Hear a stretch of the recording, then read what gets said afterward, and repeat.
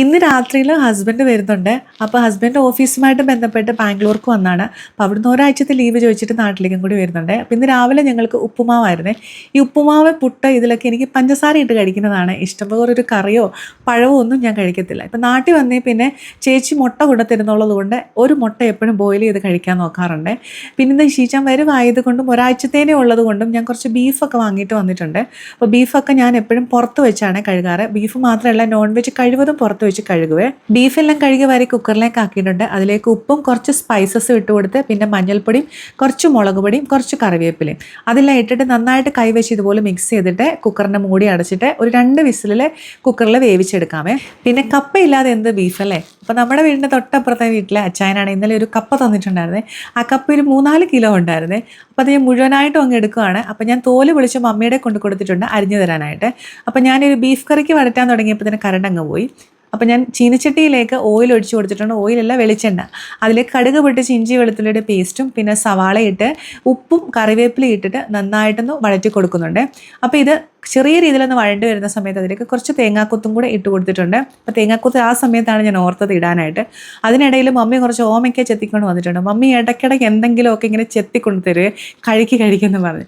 പിന്നെ ഞാൻ കുറച്ച് തക്കാളിക്ക ഇട്ട് കൊടുത്തിട്ടുണ്ട്. സാധാരണ ഞാൻ ബീഫ് കറിയിൽ തക്കാളിക്ക ഇടാറില്ല, ഇന്നങ്ങ് ഇട്ടു എന്ന് മാത്രമേ ഉള്ളൂ. ഞാൻ ഈ മണപ്പിച്ച് നോക്കുന്നത് എന്താണെന്ന് ചോദിച്ചു കഴിഞ്ഞാൽ, കഴിഞ്ഞ ദിവസം ബീഫ് കറി ഉണ്ടാക്കിയതിനകത്ത് ഞാൻ കുറച്ച് ജീരകപ്പൊടി വാരി അങ്ങ് വിതറിയേ. പിന്നെ ആ ബീഫ് കറി വായി വെച്ച് കഴിക്കാൻ പറ്റില്ലായിരുന്നു. അതുകൊണ്ട് ഞാൻ എന്നെ പേടിച്ചിട്ടാണ് ഇന്ന് ഞാൻ മല്ലിപ്പൊടി ഇട്ട് കൊടുത്തത്. അപ്പം മസാലയിൽ ഞാൻ മഞ്ഞപ്പൊടി, മുളക് പൊടി, മല്ലിപ്പൊടി ഇത്രയാണ് ചേർത്തത്. കുക്കറിൽ ഇപ്പോൾ ബീഫ് വെന്ത് വന്നിട്ടുണ്ട്. ഇത്രയൊന്നും ഞാൻ ഇന്ന് ഉണ്ടാക്കുന്നില്ല. അപ്പോൾ കുറച്ച് ഒരു പാത്രത്തിലേക്ക് മാറ്റി വെച്ചിട്ടുണ്ട്. തണുത്തതിന് ശേഷം ഞാനത് ഫ്രീസറിലേക്ക് വെക്കുവേ. അപ്പോൾ ബാക്കി ബീഫിലേക്ക് നമ്മൾ ഈ വഴറ്റിയെടുത്ത മസാല അങ്ങോട്ട് ചേർത്തിട്ട് നന്നായിട്ട് ഇതെല്ലാം കൂടെ ഒന്ന് മിക്സ് ചെയ്ത് കൊടുക്കാമേ. ഇനി ഈ ബീഫിൽ മസാലയൊക്കെ ഒന്ന് പിടിക്കാനായിട്ട് അടച്ചു വെച്ചിട്ട് ലോ ഫ്ലെയിമിൽ നിന്ന് കുക്ക് ചെയ്യാം.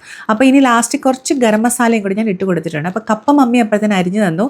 കപ്പ നന്നായിട്ട് തിളച്ച് വരുന്നതിലേക്കാണെങ്കിൽ ഞാൻ ഉപ്പും മഞ്ഞൾപ്പൊടി ഇട്ടിട്ട് അതിനെ ഊറ്റി വെച്ചിട്ടുണ്ട്. കപ്പയ്ക്കുള്ള അരപ്പിലേക്ക് ഗ്രീൻ ചില്ലി, ജീരകം, വെളുത്തുള്ളി, തേങ്ങ ഇത്രയും മിക്സിയുടെ ജാറിലേക്ക് ഇട്ടിട്ട് ജസ്റ്റ് ഒന്ന് ക്രഷ് ചെയ്തെടുക്കാം. അപ്പോൾ ഊറ്റിയെടുത്ത കപ്പയിലേക്ക് ഈ ഒരു തേങ്ങ ചേർത്ത് കൊടുക്കാം.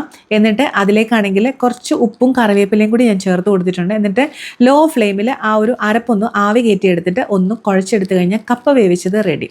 അപ്പോൾ പണികളെല്ലാം അകത്തെ ഒതുക്കിയിട്ട് ഞാൻ പുറത്തിറങ്ങി. അപ്പോൾ കുറേ റംബൂട്ടാൻ്റെ ഇലകളും ഒക്കെ ഒന്ന് വീണ് കിടപ്പുണ്ടായിരുന്നു. അങ്ങനെ എല്ലാം ഒന്ന് ക്ലീൻ ആക്കി എടുത്തിട്ടുണ്ട്. അത് കഴിഞ്ഞിട്ട് കുളിയൊക്കെ കഴിഞ്ഞിട്ട് വന്നിട്ടാണ് ഞാൻ ബീഫും കപ്പയും കഴിക്കുന്നത്. ചോറ് ഞാൻ ഉണ്ടാക്കിയിട്ടുണ്ടായിരുന്നു, പിന്നെ ചോറ് വെക്കുന്നത് കാണിച്ചില്ല എന്നുള്ളത്. ഇന്ന് ഉച്ചയ്ക്കത്തെ ഞങ്ങളുടെ ലഞ്ച് കപ്പ വേവിച്ചതും ബീഫ് കറിയൊക്കെ ആയിരുന്നേ. നിങ്ങളെല്ലാവരും ഊണ് കഴിച്ചു എന്ന് വിശ്വസിക്കുന്നത്.